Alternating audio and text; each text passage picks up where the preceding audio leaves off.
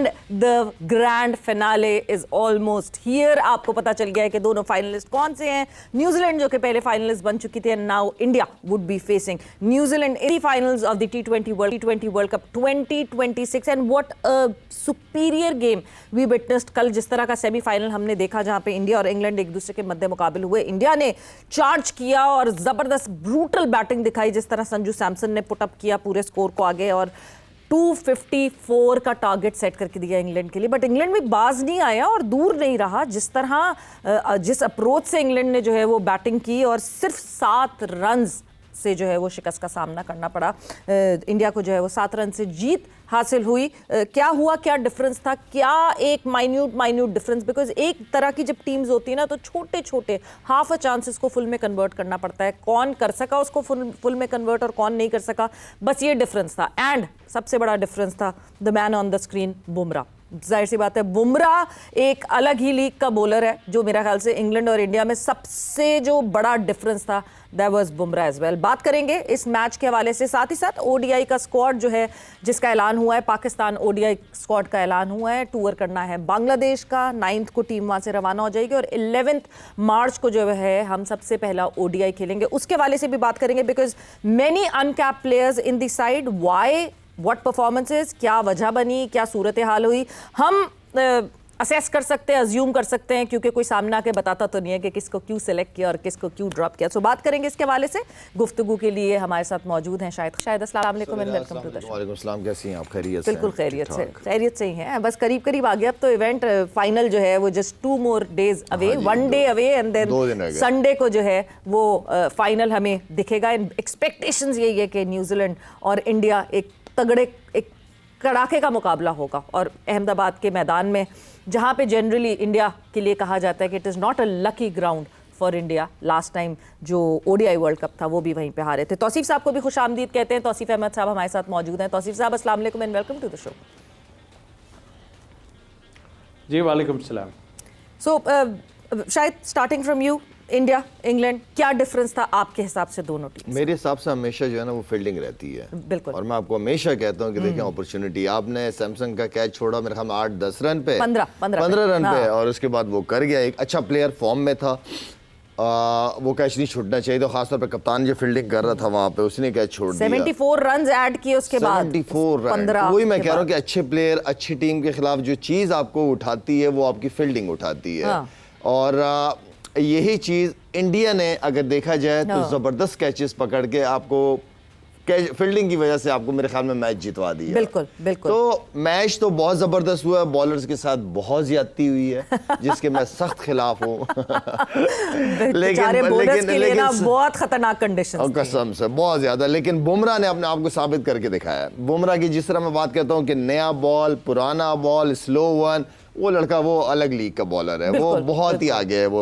तो I think कि बीच में एक मुश्किल वक्त आ गया था, लेकिन यही क्रिकेटर्स होते हैं, यही वो कैरेक्टर्स होते हैं कि किस तरह दोबारा फॉर्म वापस लेके आनी और अहम सतून बनना है टीम का। तो वो बुमराह बहुत बड़ा फर्क था। नहीं, इनफैक्ट बुमराह 2.0 ज्यादा लीथल होकर आया है। हाँ, बिल्कुल। जब वो इंजरी और फिर उसके बाद कमबैक करते करते जो एक डिप आया था परफॉर्मेंस में, उसके बाद से जब बुमराह वापस आया तो Bumrah has been more out class. Because Sawera आप उसको किसी भी पिच पे देख लो, उसके लिए पिच एक्सक्यूज नहीं है। उसके पास स्किल्स ही इतनी सारी हैं, हर किस्म की स्किल्स है, हर पिच के हिसाब से। अपने बंदा वो होता है कि बॉलिंग करते हुए ना पिच रीड करे कि यार आज मेरी कौन सी बॉलिंग, कौन सी स्किल्स काम आएंगी। वो उसी तरह ओवर के अंदर 4 स्लो वन मारने पड़ते हैं, वो भी करता है। स्विंग, सीम, यॉर्कर्स, इस जैसी यॉर्कर्स काफी अरसे से मैं कहता आ रहा हूँ, इस जैसी यॉर्कर्स मैंने नहीं देखी। बिल्कुल। और मतलब राइट टारगेट के ऊपर ऐसा लगता है कि it comes so flawless to him. वो इतने फ्लॉलेस तरीके से जो है वो बॉलिंग करते हुए आपको दिखते हैं। तौसीफ साहब, आपको भी मैं इस कॉन्वर्सेशन में एड अप करूंगी। हैरी ब्रूक का वो एक कैच, जिस तरह शाहिद ने कहा कि fielding was the major difference between both the teams. एक वो पीछे भागते हुए जो अक्षर पटेल ने वो कैच लिया हैरी ब्रूक का, और उसके बाद एक रिले कैच लिया विल जैक्स का, जो कि अर्शदीप के वाइड पे वाइड करते हुए, और फिर वो जो है अक्षर ने जो है वो दुबे को उसका कैच दिया और वो रिले कैच हुआ। ये दोनों आपको लगते हैं टर्निंग पॉइंट्स थे? जी हाँ, बिल्कुल। 2 दिन में हमने बड़ी ज़बरदस्त क्रिकेट इस फॉर्मेट की देखी। और क्या बात है, और जिस तरह की मार लग रही थी वाकई अफसोस हो रहा है बॉलरों पर ज़रूर, बट वही एक अच्छा बॉलर है जो ऐसे टाइम में अच्छी बॉलिंग करे, और जाहिर है हर वक्त उन्हें अपने मतलब की चीज़ें नहीं मिलती, और वो बुमराह ने कर दिखाया जैसा कि अभी शाहिद ने बात भी की है। तो मेरा ख्याल है कि फील्डिंग ने कल मैच को इधर से उधर कर दिया, दोनों ने ज़बरदस्त क्रिकेट खेली, और पता चल गया जैसा कि शाहिद और हम सब बात करते हैं कि भाई फील्डिंग जो है ना, और इस फॉर्मेट में ख़ास तौर पे फील्डिंग जो है वो बहुत काउंट करती है। और कल नज़र आ गया अक्षर ने जो कैच किए हैं, और हाजिर दिमागी जो है ना वो बड़ी ज़रूरी है इसमें। आप देख लें कि इतनी ऐसा कैच जो मैं नहीं समझता कि हर कोई इस तरह कर पाएगा, और फिर इतना कि मैं वहाँ से गेंद को थ्रो करके बाउंड्री से मतलब पुश करके जो है फील्डर सामने उसको फेंक दूँ। तो ये मेरा ख्याल है एक्सीलेंट ज़बरदस्त क्रिकेट खेली है, लेकिन इंडिया को पता चल गया कि इतने रन्स जो है ना सेफ नहीं होते, मालूम पड़ गया है। और मेरा ख्याल है कि वो सोच भी नहीं रहे थे कि शायद ऐसा कुछ होगा। ज़रूर शुरू में विकेट्स ले लिए, थोड़े से 25 रन बनाए बटलर ने, थोड़ी सी फॉर्म उनकी नज़र आई हमें, लेकिन बहरहाल उसके बाद बेथल जो खेले हैं वो भी एक्स्ट्रा ऑर्डनरी, मेरा ख्याल है वो एक्स्ट्रा ऑर्डनरी। बस ये समझ लें कि वो ओवर वाकई जो है बचा गया, वरना तो काम उतर गया था मेरा ख्याल है। वो जो तौसीफ भाई, अगर आपने देखा वो लड़का क्या है जिसने सॉस का इंग्लैंड का बेथल जिस बॉल पे वो आउट हुआ है ना, अगर आप वो रिप्ले में वो शॉट देखेंगे ना, उसने जोर ही नहीं लगाया उस पे, उसने हल्का सा फ्लिक किया है, हल्का सा पुश हो जाता ना, वो वहां पे छक्का था, बिल्कुल बाउंड्री लाइन पे कैच हुआ है वो। अगर उसकी आप विकेट देखें, उसको वो शॉट वहां से अगर वो लग जाता ना छक्का, वो मैच भी ले जाता, ये मैं बता रहा हूँ आपको, वो मैच ले जाता, वो जिस तरह खेल रहा था। हम break and welcome back to जोर का जोर T20 world cup 2026 special brought to you by cola next. बात हमारी हुई जो कल जबरदस्त एक सेमीफाइनल खेला गया T20 वर्ल्ड कप में, जहां पे इंग्लैंड और इंडिया एक दूसरे के मद्दे मुकाबिल थे, एंड इवेंचुअली इंडिया ने 7 रन से जीत हासिल की। The final is on Sunday, जहां पे न्यूजीलैंड और इंडिया एक दूसरे के मद्दे मुकाबिल होंगे और अहमदाबाद में ये मैच खेला जाएगा। But now we'll be focusing on the squad, जो ODI स्क्वाड का ऐलान हुआ पाकिस्तान का, which will be touring Bangladesh, और बांग्लादेश में जो है वो 9th को टूर करेंगी, 11th को पहला ODI खेला जाएगा, फिर 13th को दूसरा ODI खेला जाएगा एंड 15th को they will be done with the 3rd ODI।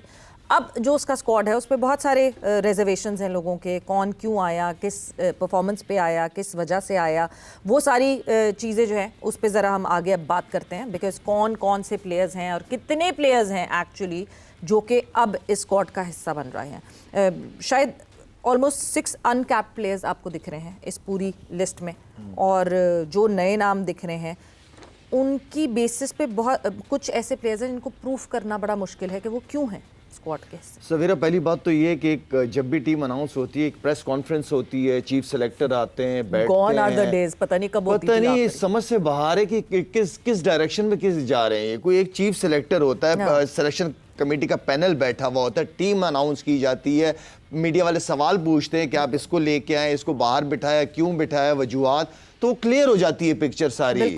बिल्कुल समझ ही नहीं आ रहा कि ये जा किस तरफ। अब मेरे जहन में है कि अगर अब ये नए बच्चे हैं, ये शमाइल हुसैन जो बच्चा है, शामिल, अब ये शामिल को मैंने कभी देखा नहीं है खेलते हुए, लेकिन अगर इसकी परफॉर्मेंसेस की बात करूं तो बड़ी अच्छी परफॉर्मेंसेस हैं इसकी। फर्स्ट क्लास देखूं, T20 देखूं, या लिस्ट ए की परफॉर्मेंसेस देखूं, तो हम लिस्ट मंगवा के हमें पता चल रहा है कि यार इस बच्चे को अगर लिया सही लिया है। हाँ। अब ये एक बच्चा है साद मसूद, ये मुझे नहीं समझ आया, मेरे ख्याल में जब मैंने पता किया तो लास्ट एशिया कप में कोई एक आधा मैच में इसने कुछ किया, तो इसको इंडिया के खिलाफ विनिंग शॉट, इंडिया के खिलाफ फॉर्मेट। और दूसरा सवेरा ये है कि ये बच्चे खेले कितना है, ये तो फर्स्ट क्लास खेला हुआ नहीं है। अगर ये शमाइल की मैं बात करूं तो इसने चलो 26 मैचेस फर्स्ट क्लास खेले हुए हैं। हाँ। इसलिए तो फर्स्ट क्लास खेला हुआ ही नहीं है बच्चे, ये तो सिर्फ लिस्ट एक ही कुछ मैचेस खेला हुआ है। साद ने 3